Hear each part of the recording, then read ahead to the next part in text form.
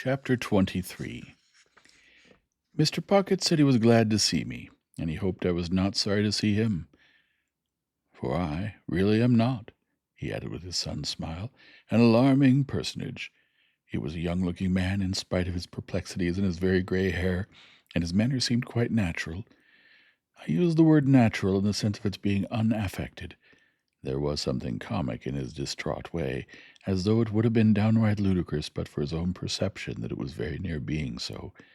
When he had talked with me a little, he said to Mrs. Pocket, with a rather anxious contraction of his eyebrows, which were black and handsome, "Belinda, I hope you've welcomed Mr. Pip." And she looked up from her book and said, "Yes." She then smiled upon me in an absent state of mind, and asked me if I liked the taste of orange flower water. As the question had no bearing, near or remote, on any foregone or subsequent transaction, I consider it to have been thrown out, like her previous approaches, in general conversational condescension. I found out within a few hours, and may mention at once, that Mrs. Pocket was the only daughter of a certain quite accidental deceased knight, who had invented for himself a conviction that his deceased father would have been made a baronet but for somebody's determined opposition arising out of entirely personal motives.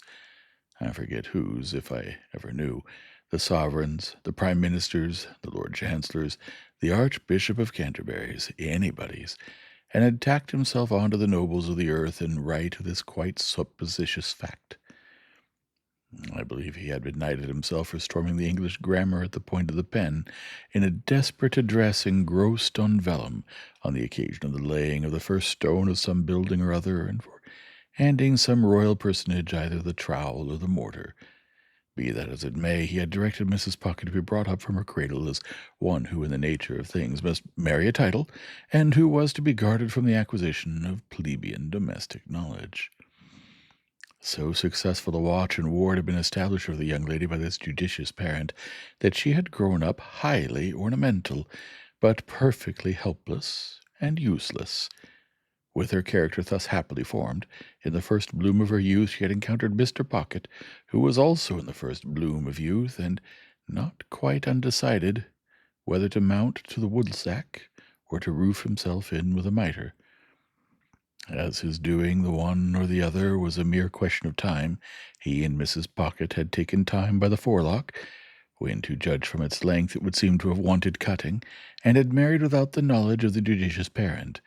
The judicious parent, having nothing to bestow or withhold but his blessing, had handsomely settled that dower upon them after a short struggle, and had informed Mr. Pocket that his wife was a treasure for a prince. Mr. Pocket had invested the prince's treasure in the ways of the world ever since, and it was supposed to have brought him in but indifferent interest. Still, Mrs. Pocket was in general the object of a queer sort of respectful pity, because she had not married a title, while Mr. Pocket was the object of a queer sort of forgiving reproach, because he had never got one. Mr. Pocket took me into the house and showed me my room, which was a pleasant one, and so furnished as that I could use it with comfort for my own private sitting-room. He then knocked at the doors of two other similar rooms and introduced me to their occupants, by name Drummle and Startup. Drummle, an old-looking young man of a heavy order of architecture, was whistling.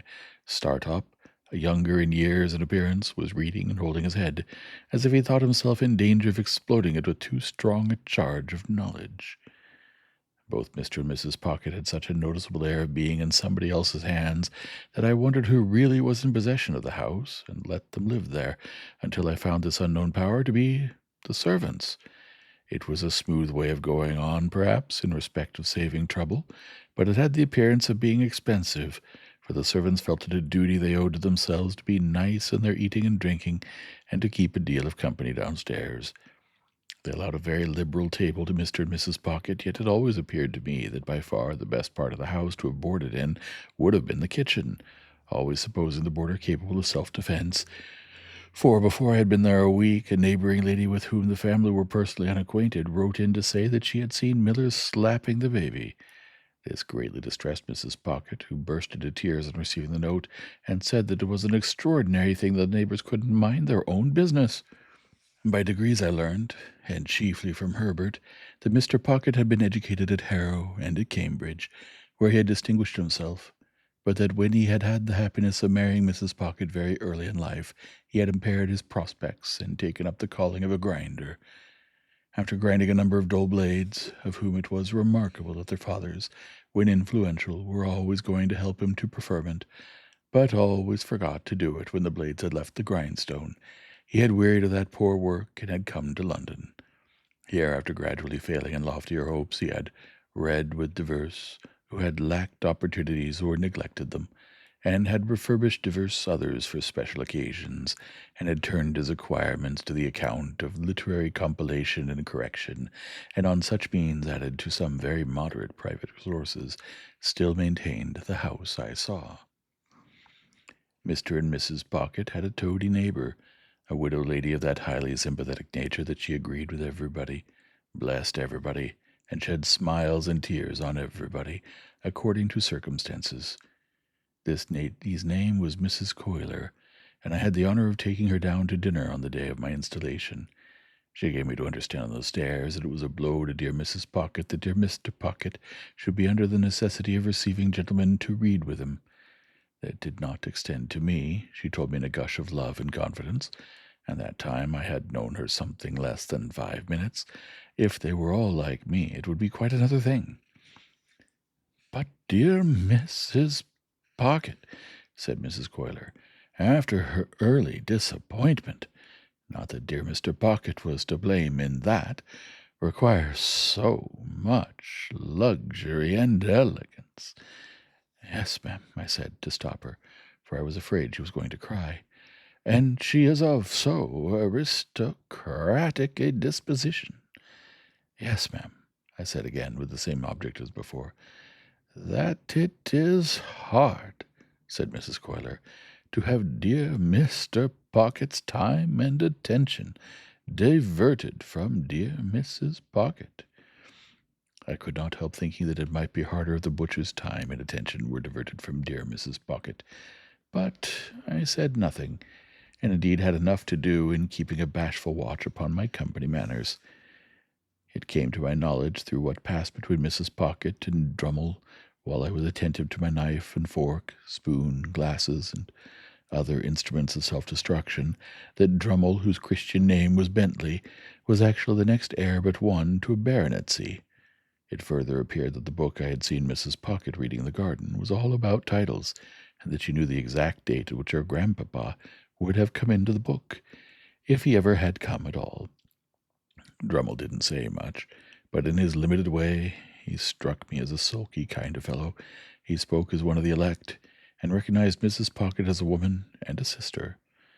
No one but themselves and Mrs. Coiler, the toady neighbor, showed any interest in this part of the conversation, and it appeared to me that it was painful to Herbert, but it promised to last a long time when the page came in with the announcement of a domestic affliction.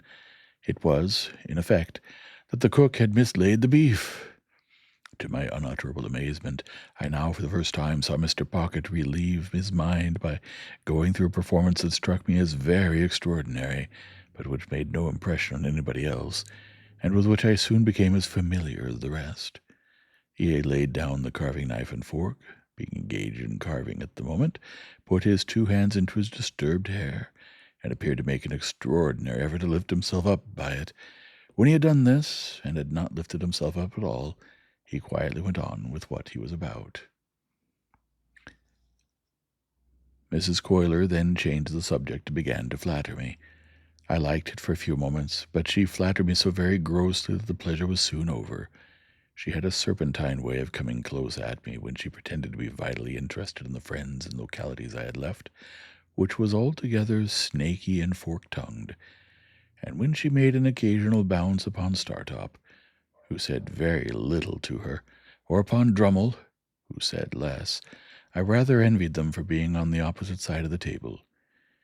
After dinner, the children were introduced, and Mrs. Coiler made admiring comments on their eyes, noses, and legs, a sagacious way of improving their minds. There were 4 little girls and 2 little boys, besides the baby who might have been either, and the baby's next successor, who was as yet neither. They were brought in by Flopson and Miller as much as though those two non-commissioned officers had been recruiting somewhere for children and had enlisted these, while Mrs. Pocket looked at the young nobles. It ought to have been as if she rather thought that she had had the pleasure of inspecting them before, but didn't quite know what to make of them. "Here, give me your fork, Mum, and take the baby," said Flopson. "Don't take it that way, or you'll get its head under the table." Thus advised, Mrs. Pocket took it the other way, and got its head upon the table, which was announced to all present by a prodigious concussion. "Dear, dear, give it back to me, Mum," said Flopson. "And Miss Jane, come and dance to baby, do." One of the little girls, a mere mite who seemed to have prematurely taken upon herself some charge of the others, stepped out of her place by me and danced to and from the baby until it left off crying, and laughed. Then all the children laughed, and Mr. Pocket, who in the meantime had twice endeavored to lift himself up by the hair, laughed, and we all laughed and were glad. Flopson, by dint of doubling the baby at the joints like a Dutch doll, then got it safely into Mrs. Pocket's lap, and gave it the nutcrackers to play with, at the time recommending Mrs. Pocket to take notice that the handles of that instrument were not likely to agree with its eyes, and sharply charging Mrs. Jane to look after the same. Then the two nurses left the room and had a lively scuffle on the staircase with the dissipated page who had waited at dinner, and who had clearly lost half his buttons at the gaming table. I was made very uneasy in my mind by Mrs. Pocket's falling into a discussion with Drummle respecting 2 baronetcies, while she ate a sliced orange steeped in sugar and wine, and forgetting all about the baby on her lap, who did most appalling things with the nutcrackers. At length little Jane, perceiving its young brains to be embarrassed, softly left her place, and with many small artifices coaxed the dangerous weapon away. Mrs. Pocket, finishing her orange at about the same time, and not approving of this, said to Jane, "You naughty child! How dare you? Go and sit down this instant." "Mamma, dear," lisped the little girl, "baby would have put his eye out." "How dare you tell me so?" retorted Mrs. Pocket. "Go and sit down in your chair this moment." Mrs. Pocket's dignity was so crushing that I felt quite abashed, as if I myself had done something to rouse it. "Belinda," remonstrated Mr. Pocket from the other end of the table, "how could you be so unreasonable?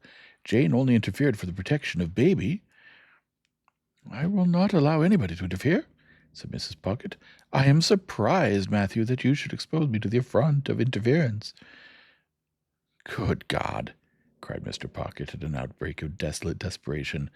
"Are infants to be nutcrackered into their tombs, and is nobody to save them?" "I will not be interfered with by Jane," said Mrs. Pocket, with a majestic glance at that little innocent offender. "I hope I know my poor grandpapa's position. Jane, indeed." Mr. Pocket got his hand at his hair again, and this time really did lift himself some inches out of his chair. "Hear this!" he helplessly exclaimed to the elements. "Babies are to be nutcrackered dead for people's poor grandpapa's positions." Then he let himself down again and became silent. We all looked awkwardly at the tablecloth while this was going on. A pause succeeded, during which the honest and irrepressible baby made a series of leaps and crows at little Jane, who appeared to me to be the only member of the family, irrespective of the servants, with whom it had any decided acquaintance. "Mr. Drummle," said Mrs. Pocket, "will you ring for Flopson? Jane, you undutiful little thing, go and lie down. Now, baby darling, come with Ma." The baby was the soul of honor, and protested with all its might.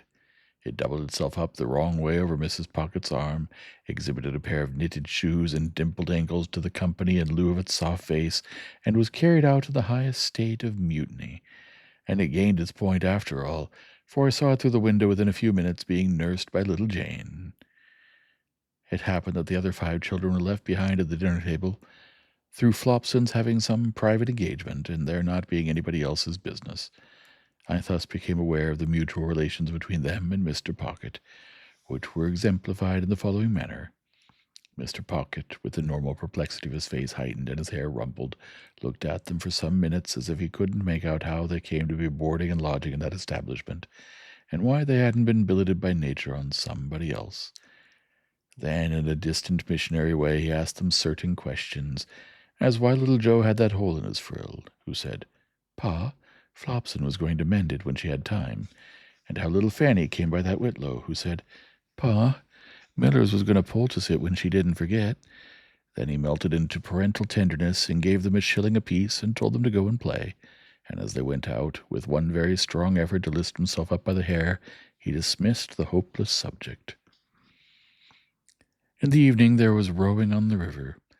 As Drummle and Startop had each a boat, I resolved to set up mine and to cut them both out.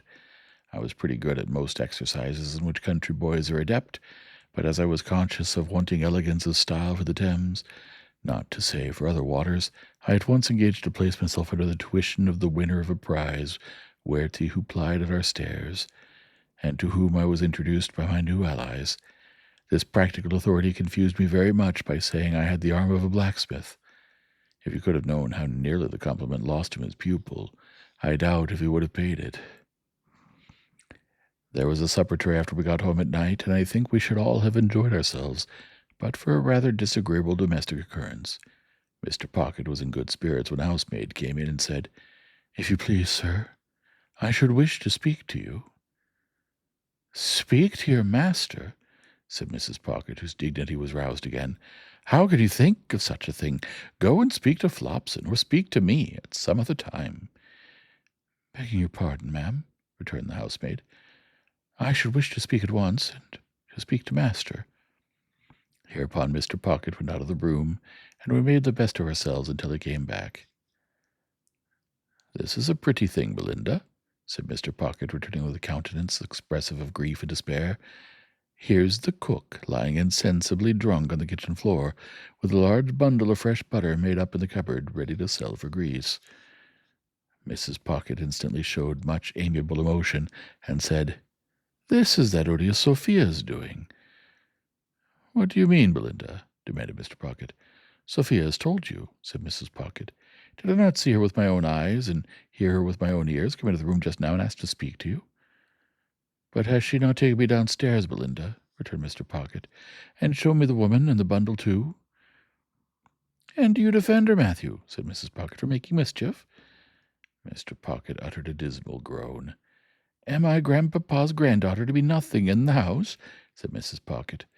"Besides, the cook has always been a very nice, respectful woman, and said in the most natural manner when she came to look after the situation that she felt I was born to be a duchess." There was a sofa where Mr. Pocket stood, and he dropped upon it in the attitude of the dying gladiator. Still in that attitude, he said with a hollow voice, "Good night, Mr. Pip," when I deemed it advisable to go to bed and leave him. Chapter 24. After 2 or 3 days, when I had established myself in my room and had gone backwards and forwards to London several times, and had ordered all I wanted of my tradesmen, Mr. Pocket and I had a long talk together. He knew more of my intended career than I knew myself, for he referred to having been told by Mr. Jaggers that I was not designed for any profession, and that I should be well enough educated for my destiny if I could hold my own with the average of young men in prosperous circumstances. I acquiesced, of course, knowing nothing of the contrary. He advised my attending certain places in London for the acquisition of such mere rudiments as I wanted, and my investing him with the functions of explainer and director of all my studies. He hoped that with intelligent assistance I should meet with little to discourage me, and should soon be able to dispense with any aid but his. Through his way of saying this, and much more to similar purpose, he placed himself on confidential terms with me in an admirable manner, and I may state at once that he was always so zealous and honorable in fulfilling his compact with me, that he made me zealous and honorable in fulfilling mine with him. If he had shown indifference as a master, I have no doubt that I should have returned the compliment as a pupil. He gave me no such excuse, and each of us did the other justice, nor did I ever regard him as having anything ludicrous about him, or anything but what was serious, honest, and good in his tutor communication with me. When these points were settled, and so far carried out as that I had begun to work in earnest, it occurred to me that if I could retain my bedroom in Barnard's Inn, my life would be agreeably varied, while my manners would be none the worse for Herbert's society. Mr. Pocket did not object to this arrangement, but urged that before any step could possibly be taken in it, it must be submitted to my guardian. I felt that this delicacy arose out of the consideration that the plan would save Herbert some expense, so I went off to Little Britain and imparted my wish to Mr. Jaggers. "If I could buy the furniture now hired for me," said I, "and one or two other little things, I should be quite at home there." "Good," said Mr. Jaggers with a short laugh. "I told you you'd get on. Well, how much do you want?" I said I didn't know how much. "Come," retorted Mr. Jaggers. "How much? £50?" "Oh, not nearly so much." £5, said Mr. Jaggers. This was such a great fall that I said in discomfiture, "Oh, more than that." "More than that, eh?" returned Mr. Jaggers, lying in wait for me with his hands in his pockets, his head on one side and his eyes on the wall behind me. "How much more?" "It's so difficult to fix a sum," said I, hesitating. "Come," said Mr. Jaggers, "let's get at it. 2x5, will that do? 3x5, will that do? 4x5, will that do?" I said I thought that would do handsomely. 4x5 will do handsomely, will it? Said Mr. Jaggers, knitting his brows. "Now what do you make of 4x5? "What do I make of it?" "Ah," said Mr. Jaggers, "how much?" "I suppose you make it £20, said I, smiling. "Never mind what I make it, my friend," observed Mr. Jaggers with a knowing and contradictory toss of his head. "I want to know what you make it." £20, of course." "Wemmick," said Mr. Jaggers, opening his office door, "take Mr. Pip's written order and pay him £20. This strongly marked way of doing business made a strongly marked impression on me, and that not of an agreeable kind. Mr. Jaggers never laughed, but he wore great, bright, creaking boots, and in poising himself on these boots, with his large head bent down and his eyebrows joined together, awaiting an answer, he sometimes caused the boots to creak, as if they laughed in a dry and suspicious way. As he happened to go out now, and as Wemmick was brisk and talkative, I said to Wemmick that I hardly knew what to make of Mr. Jaggers' manner. "Tell him that, and he'll take it as a compliment," answered Wemmick. "He don't mean that you should know what to make of it." "Oh," for I looked surprised. "It's not personal. It's professional, only professional." Wemmick was at his desk, lunching and crunching on a dry, hard biscuit, pieces of which he threw from time to time into his slit of a mouth, as if he were posting them. "Always seems to me," said Wemmick, "as if he had set up a man-trap and was watching it. Suddenly, click, you're caught." Without remarking that man-traps were not among the amenities of life, I said I supposed he was very skilful. "Deep," said Wemmick, "as Australia," pointing with his pen at the office floor to express that Australia was understood for the purposes of the figure to be symmetrically on the opposite spot of the globe. "If there was anything deeper," added Wemmick, bringing his pen to paper, "he'd be it." Then I said I supposed he had a fine business, and Wemmick said, "Capital." Then I asked if there were many clerks, to which he replied, "We don't run much into clerks, because there's only one Jaggers, and people won't have him at second hand. There are only 4 of us. Would you like to see him? You are one of us, as I may say." I accepted the offer.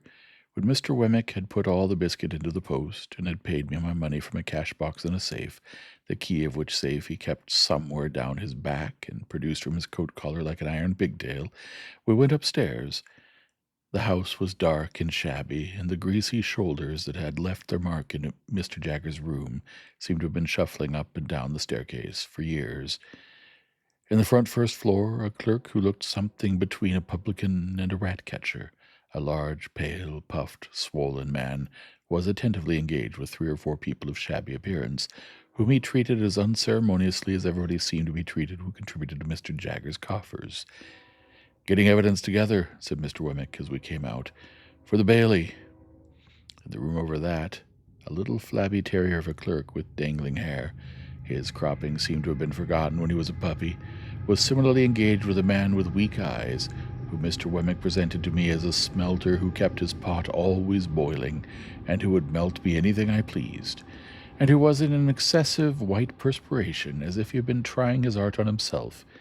In a back room, a high-shouldered man with a face ache tied up in a dirty flannel, who was dressed in old black clothes that bore the appearance of having been waxed, was stooping over his work of making fair copies of the notes of the other two gentlemen for Mr. Jagger's own use. This was all the establishment. When we went downstairs again, Wemmick led me into my guardian's room and said, "This you've seen already." "Pray," said I, as the two odious casts with the twitchy leer upon them caught my sight again, "whose likenesses are those?" "These," said Wemmick, getting upon a chair and blowing the dust off the horrible heads before bringing them down. "These are two celebrated ones, famous clients of ours that got us a world of credit. This chap, why, you must have come down in the night and been peeping into the inkstand to get this blot upon your eyebrow, you old rascal. Murdered his master, and considering that he wasn't brought up to evidence, didn't plan it badly." "Is it like him?" I asked, recoiling from the brute, as Wemmick spat upon his eyebrow and gave it a rub with his sleeve. "Like him? It's himself, you know. The cast was made in Newgate directly after he was taken down. You had a particular fancy for me, hadn't you, old Artful?" said Wemmick. He then explained this affectionate apostrophe by touching his brooch representing the lady in the weeping willow with the tomb with the urn upon it, and saying, "Had it made for me express." "Is the lady anybody?" said I. "No," returned Wemmick, "only his game." "You liked your bit of game, didn't you?" "No deuce a bit of a lady in the case, Mr. Pip, except one, and she wasn't of this slender ladylike sort, and you wouldn't have caught her looking after this urn unless there was something to drink in it." Wemmick's attention being thus directed to his brooch, he put down the cast and polished the brooch with his pocket handkerchief. "Did that other creature come to the same end?" I asked.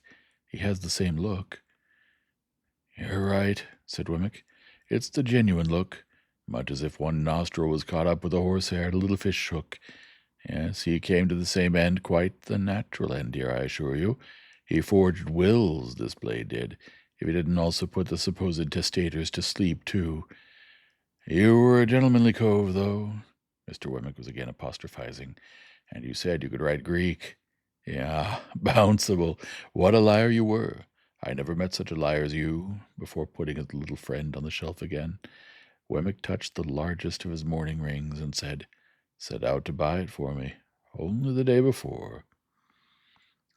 While he was putting up the other cast and coming down from the chair, the thought crossed my mind that all his personal jewelry was derived from like sources. As he had shown no diffidence on the subject, I ventured on the liberty of asking him the question when he stood before me, dusting his hands.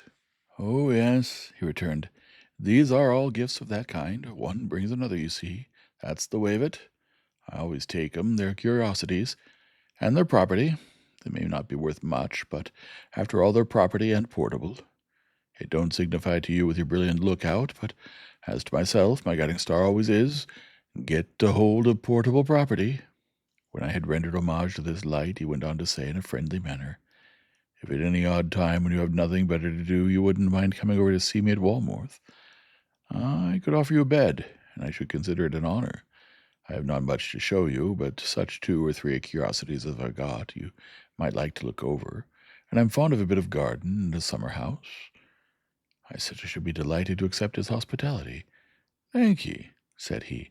"Then we'll consider that it's to come off when convenient to you. Have you dined with Mr. Jaggers yet?" "Not yet." "Well," said Wemmick, "he'll give you wine, and good wine. I'll give you punch, and not bad punch. And now I'll tell you something. When you go to dine with Mr. Jaggers, look at his housekeeper." "Shall I see something very uncommon?"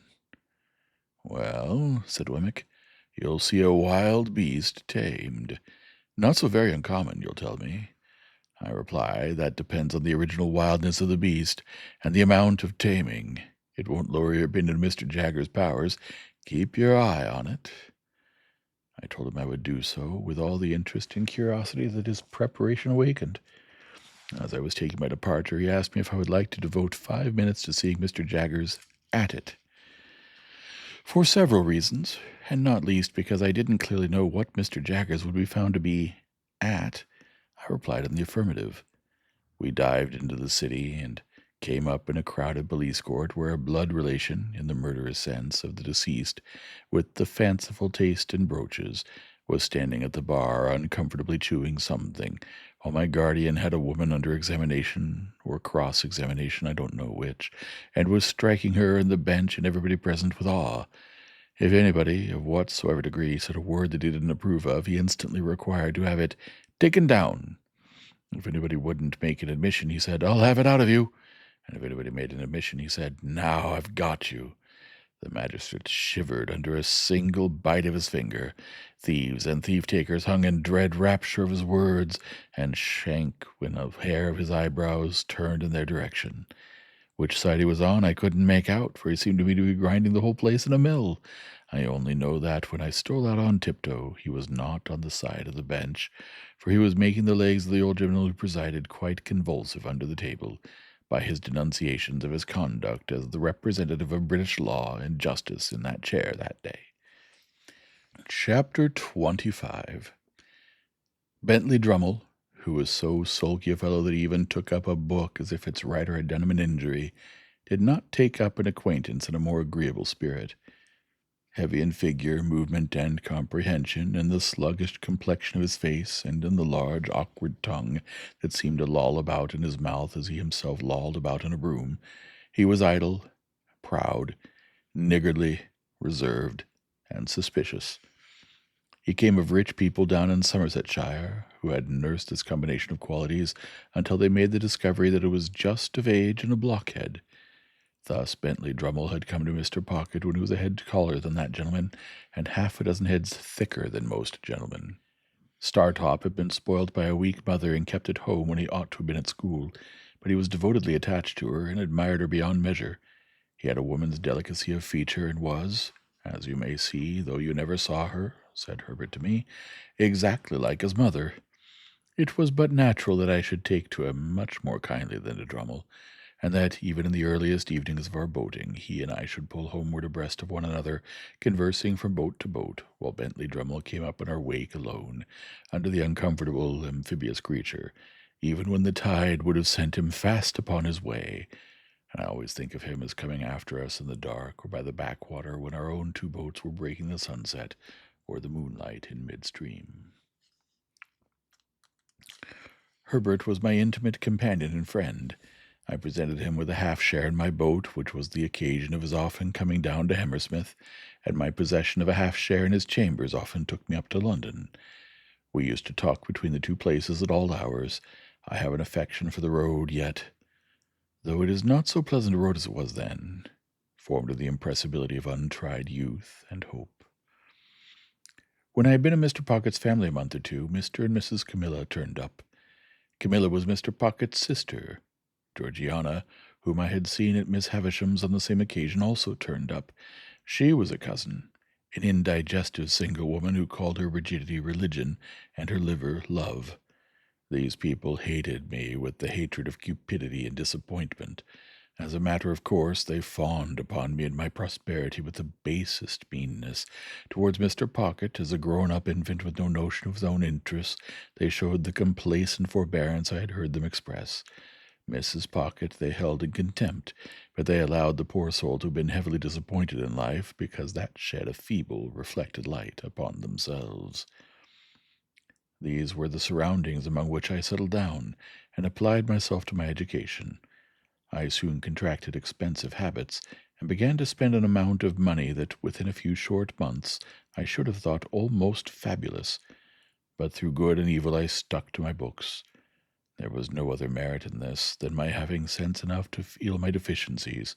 Between Mr. Pocket and Herbert, on fast, and with one or the other always at my elbow to give me the start I wanted, and clear obstructions of my road, I must have been as great a dolt as Drummle if I had done less. I had not seen Mr. Wemmick for some weeks, when I thought I would write him a note and propose to go home with him on a certain evening. He replied that it would give him much pleasure, and that he would expect me at the office at 6 o'clock. Thither I went, and there I found him putting the key of his safe down his back as the clock struck. "Did you think of walking down to Walworth?" said he. "Certainly," said I, "if you approve." "Very much," was Wemmick's reply, "for I've had my legs under the desk all day, and shall be glad to stretch them. Now I'll tell you what I've got for supper, Mr. Pip.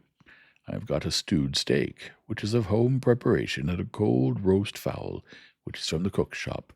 I think it's tender because the master of the shop was a juryman in some case of ours the other day, and we let him down easy. I reminded him of it when I bought the fowl, and I said, "Pick us out a good one, old Burton," because if we had chosen to keep you in the box another day or two, we could easily have done it. He said to that, "Let me make you a present of the best fowl in the shop." I let him, of course. As far as it goes, it's property and portable. You don't object to an aged parent, I hope? I really thought he was still speaking of the fowl until he added, "Because I've got an aged parent at my place." I then said what politeness required. "So you haven't dined at Mr. Jagger's yet?" he pursued as we walked along. "Not yet." "He told me so this afternoon when he heard you were coming. I expect you'll have an invitation tomorrow. He's going to ask your pals, too. 3 of them, ain't there?" Although I was not in the habit of counting Drummle as one of my intimate associates, I answered, "Yes." "Well, he's going to ask the whole gang." I hardly felt complimented by the word. "And whatever he gives you, he'll give you good. Don't look forward to variety, but you'll have excellence. And there's another rum thing in his house," proceeded Wemmick after a moment's pause, as if the remark followed on the housekeeper understood. "He never lets a door or window be fastened at night." "Is he never robbed?" "That's it," returned Wemmick. "He says, and gives it out publicly, 'I want to see the man who will rob me.'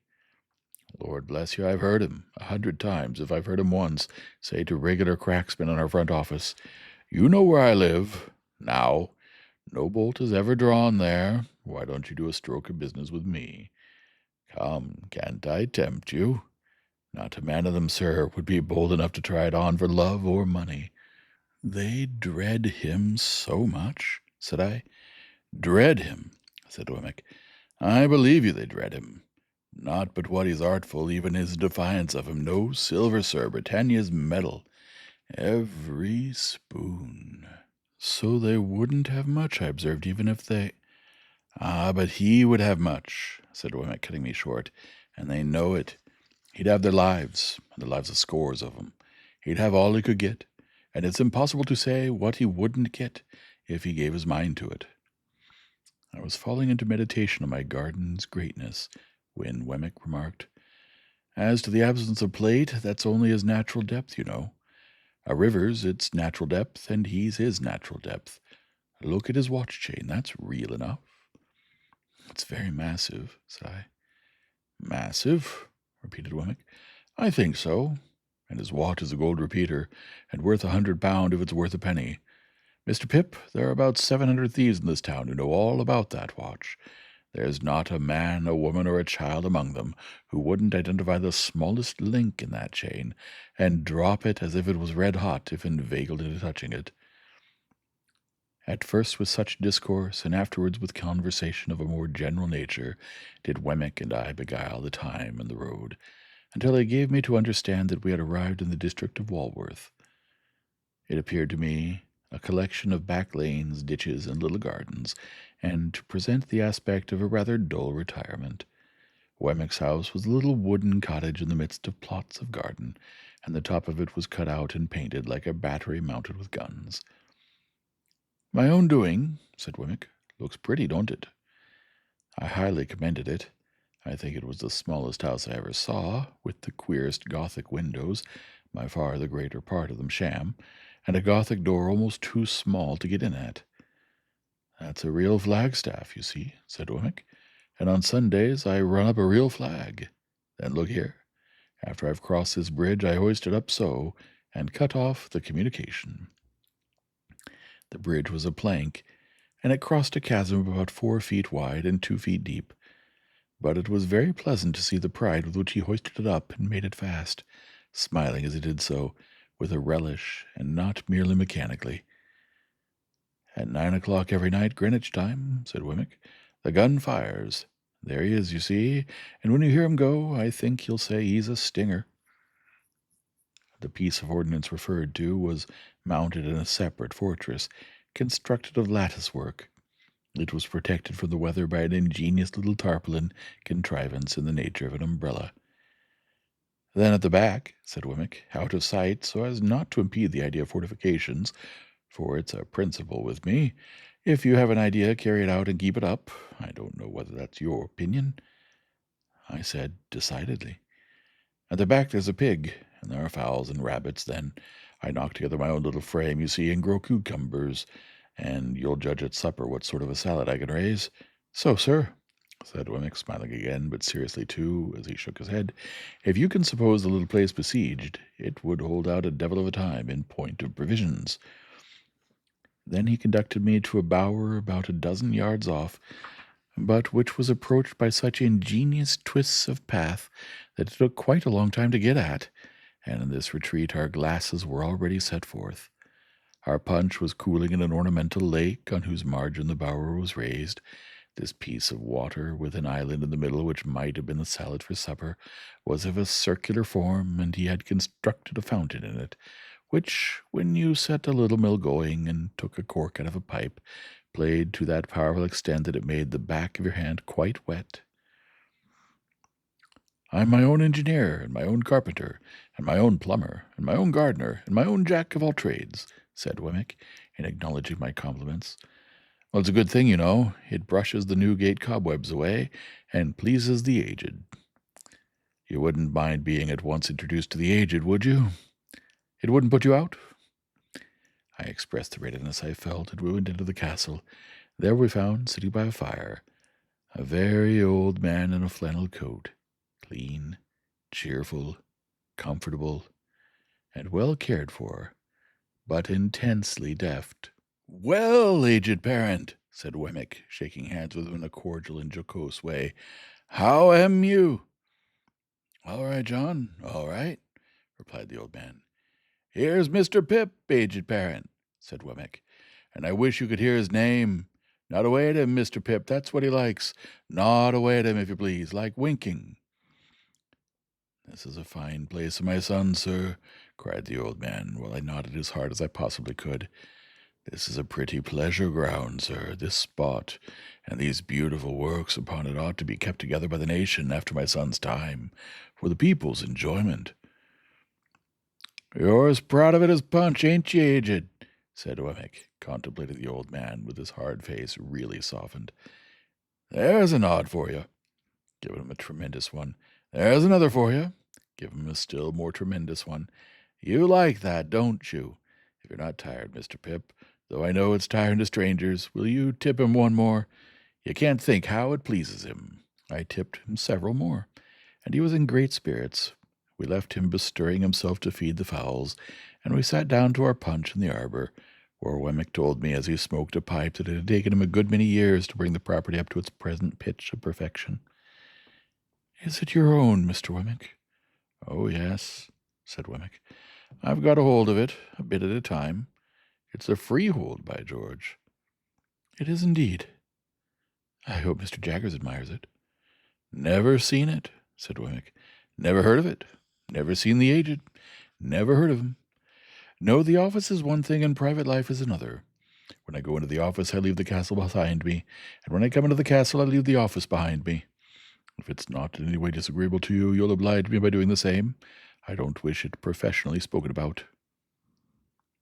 Of course I felt my good faith involved in the observance of his request.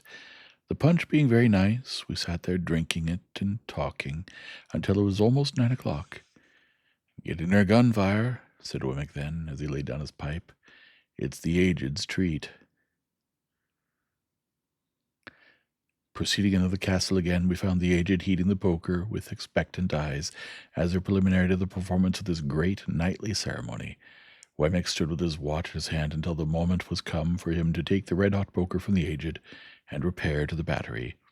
He took it and went out, and presently the stinger went off with a bang that shook the crazy little Boxall cottage as if it must fall to pieces, and made every glass and teacup in it ring. Upon this the aged, who I believe would have been blown out of his armchair but for holding on by the elbows, cried out exultingly, "He's fired! I heard him!" And I nodded at the old gentleman until it is no figure of speech to declare that I absolutely could not see him. The interval between that time and supper Wemmick devoted to showing me his collection of curiosities. They were mostly of a felonious character, comprising the pen with which a celebrated forgery had been committed, a distinguished razor or two, some locks of hair, and several manuscript confessions written under condemnation, upon which Mr. Wemmick set particular value as being, to use his own words, every one of 'em lies, sir. These were agreeably dispersed among small specimens of china and glass, various neat trifles made by the proprietor of the museum, and some tobacco stoppers carved by the aged. They were all displayed in that chamber of the castle into which I had been first inducted, and which served, not only as the general sitting room, but as the kitchen too, if I might judge from a saucepan on the hob, and a brazen bijou over the fireplace designed for the suspension of a roasting jack. There was a neat little girl in attendance, who looked after the aged in the day. When she had laid the supper cloth, the bridge was lowered to give her means of egress, and she withdrew for the night. The supper was excellent, although the castle was rather subject to dry rot, insomuch that it tasted like a bad nut, and though the pig might have been farther off, I was heartily pleased with my whole entertainment. Nor was there any drawback of my little turret bedroom, beyond there being such a very thin ceiling between me and the flagstaff, that when I lay down on my back in bed, it seemed as if I had to balance that pole on my forehead all night. Wemmick was up early in the morning, and I'm afraid I heard him cleaning my boots. After that he fell to the gardening, and I saw him from my Gothic window pretending to be employing the aged, and nodding at him in a most devoted manner. Our breakfast was as good as the supper, and at 8:30, precisely, we started for Little Britain. By degrees, Wemmick got drier and harder as we went along, and his mouth tightened into a post office again. At last, when we got to his place of business, and he pulled out his key from his coat collar, he looked as unconscious of his Walworth property as if the castle and the drawbridge, and the arbour, and the lake, and the fountain, and the aged, had all been blown into space together by the last discharge of the stinger.